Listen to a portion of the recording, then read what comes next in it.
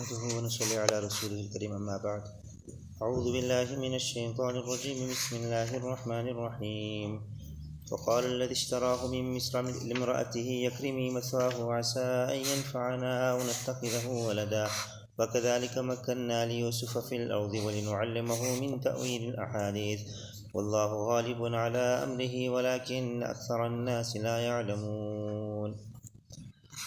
Continuing the incident of Yusuf alayhi salatu wasalam, Allah subhanahu wa ta'ala says that the person who had brought him from Misr, this is the Aziz of Misr, one of the ministers of Misr. So he said to his wife that he brought Yusuf alayhi salatu wasalam, he said, honor him, honor his place where he will be staying, look after him well, perhaps he will benefit us, or we will take him as a son. So Allah subhanahu wa ta'ala says, in this way we had kept for Yusuf alayhi salatu wasalam place in the earth, we made it easy for him. Where Allah subhanahu wa ta'ala on one side tests a person, where Allah subhanahu wa ta'ala had taken him away from his parents, from his brothers, from his house. On the other hand, Allah subhanahu wa ta'ala looked after him. Allah subhanahu wa ta'ala gave him place to stay with comfort in another place, and he lived in the palace of the minister. It was like a top place, and in this way, yes, Yusuf alayhi salatu wasalam was able to live comfortably, and by staying in the company of this the minister, he was able to learn many things. وَلِنُعَلِّمَهُ مِنْ تَأْوِيلِ الْأَحَادِيثِ. Allah subhanahu wa ta'ala says one of the benefits was that we were able to teach him how he must interpret certain things. One is the interpretation of dreams. Also, how must a person rule a government, rule a country, because Yusuf alayhi salatu wasalam stayed there. So it was Allah Ta'ala's system in working. If he was living with his parents, then how must you run a country and all of these things you cannot learn. But Allah Ta'ala had taken him out from one place and put him in this place. And in this way Allah subhanahu wa ta'ala taught him many things. And Allah subhanahu wa ta'ala, Wallahu ghalibun ala amri. Allah Ta'ala does whatever He wants to. He overpowers in His matter. But unfortunately, most people do not understand and have knowledge how Allah subhanahu wa ta'ala works in this world. Sometimes we see things in a certain way. And as Allah Ta'ala says in the Quran, Asa an takrahu shay'an wa huwa khairul lakum. Sometimes you dislike something, whether it is better for you people. And sometimes you love something, but it is harmful for a person. Wallahu ya'lamu wa antum la ta'lamun. Allah Ta'ala knows very well, and you people do not know. For example, what is happening now in Palestine. Allah subhanahu wa ta'ala has got His own workings taking place in other places of the world. I met one person recently, was from America. She was telling us that in America, on one side there is a bit of difficulty from the side of the government and the people on top for people's businesses or jobs. Some top people lost their jobs because he spoke something in favor of Palestine. But on the other hand, he says every masjid I'm phoning recently, he said I was getting shahadat, people are just accepting Islam one way. So many places phone this masjid, they say every day or every week 1-2 people are coming into the fold of Islam. It wasn't happening like this before.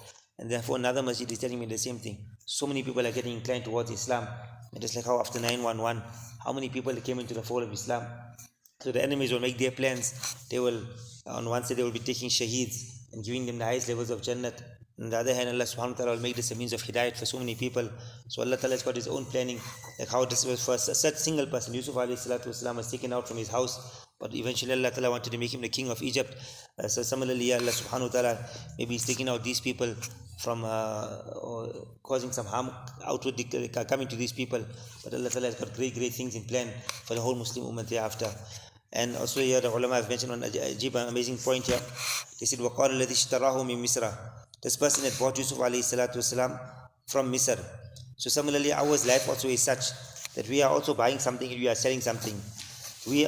Allah subhanahu wa ta'ala is buying us, or Allah Ta'ala has bought us, and we are sold to Allah subhanahu wa ta'ala. Allah Ta'ala says in the Quran, إِنَّ اللَّهَ اشْتَرَى مِنَ الْمُؤْمِنِينَ أَنفُسَهُمْ وَأَمْوَالَهُم بِأَنَّ لَهُمُ الْجَنَّةِ. Allah has bought from the believers their lives and their wealth, and in place of this, Allah subhanahu wa ta'ala is giving them Jannah. So here the ulama say, see, normally when a person is buying something or he's selling something, why does a person sell something?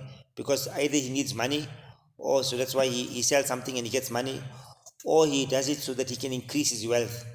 So he says, look here, I'm going to buy this here, but I'm going to try to get 50, I'm selling for 5 rands, I'm trying to get 50 rands in place of this here. So we try to sell something so we can get much more money.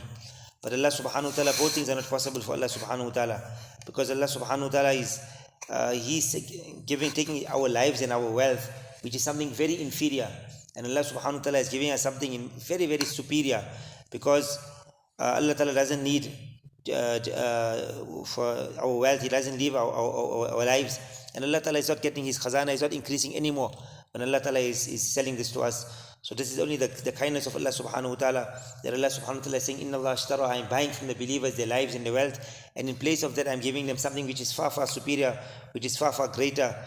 And ulama say that what a low thing Allah Ta'ala is buying from us. Our wealth is completely full of impurities. Our lives are completely full. Inna nafsala amaratum bisu, something which is always calling a person towards evil. You can see it's the center house of filth and dirt, and such an evil thing it is. But Allah subhanahu wa ta'ala, such a low thing Allah Ta'ala is giving us, and Allah is giving us Jannat. So what does actually Allah subhanahu wa ta'ala want? They say the greatest and most superior thing in the body of a person is the heart of a person. A person must give his heart over to Allah subhanahu wa ta'ala, and then Allah subhanahu wa ta'ala will give it to a person. Allah ta'ala is prepared to give a person Jannah in place of that day. So not our lowly selves, but something which is of value is our hearts, and our heart we should give it to Allah subhanahu wa ta'ala, even though that is very low, but what Allah ta'ala is giving us in place of that day. And the ulama say that subhanAllah, Allah Ta'ala is so kind. Normally when a person buys a slave, then a person, he expects the slave to look after him. He doesn't make hifazat protection. But Allah subhanahu wa ta'ala is so kind that when Allah Ta'ala has bought us, then Allah subhanahu wa ta'ala says, I will look after you. And Allah Ta'ala, Fallahu khairun hafiza, is the best protector of a person. Normally when he has a slave, then he expects the slave to work for him and do all of his work, and he doesn't expect to give him any salary, any wage, because he says, you are my slave. But look at Allah subhanahu wa ta'ala, that Allah subhanahu wa ta'ala, what a great kind king He is, that Allah subhanahu wa ta'ala, after a person does work, there was no need for Allah ta'ala to pay us back. For every action we are doing, we're getting rewarded for it. But Allah subhanahu wa ta'ala says, Jaza'an bima kanu yaksibun, whatever you are earning in this worldly life, Allah subhanahu wa ta'ala is prepared to forgive it. Allah will reward a person for it. And normally in this world, when a person is a slave and he does any work, the owner cannot bear it, and normally he disgraces his slaves, and he hits his slave, he punishes his slave. But look at Allah subhanahu wa ta'ala. Allah ta'ala has bought us as a slave. But Allah subhanahu wa ta'ala, even our gunah kabiras, our major sins, Allah ta'ala commands other people, you must make sure you hide the faults of my bandas and my servants. And Allah ta'ala says, if you hide the faults of my servants, man satara mu'minan satarahu Allahu yawm al-qiyamah, a person who hides the faults of a believer, Allah subhanahu wa ta'ala will hide his faults on the day of Qiyamah.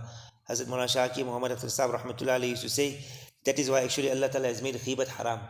That Allah Ta'ala says, it's my servant, my slave. How can you speak evil about my slave? He has done wrong, he has sinned, he has done something wrong, but he's like my son. Like your own son, if he does something wrong, you will punish him, maybe you will shout him, but you won't expect, when the neighbors start speaking bad about him, you get upset. How can they speak bad about my son? He's my son after all. So you try to hide the faults of your son, even though you are reprimanding him. So Allah Ta'ala, through His kindness, He says, this is my banda and my servant, no matter what wrong he has done, nobody else has got a right to speak bad about him. So this is the great kindness of Allah subhanahu wa ta'ala. So may Allah subhanahu wa ta'ala make us true slaves of Allah subhanahu wa ta'ala. And when a person becomes a true slave, Allah subhanahu wa ta'ala is prepared to give him so much. The greatest gift in the hereafter is Jannat, and not only Jannat but the Didar.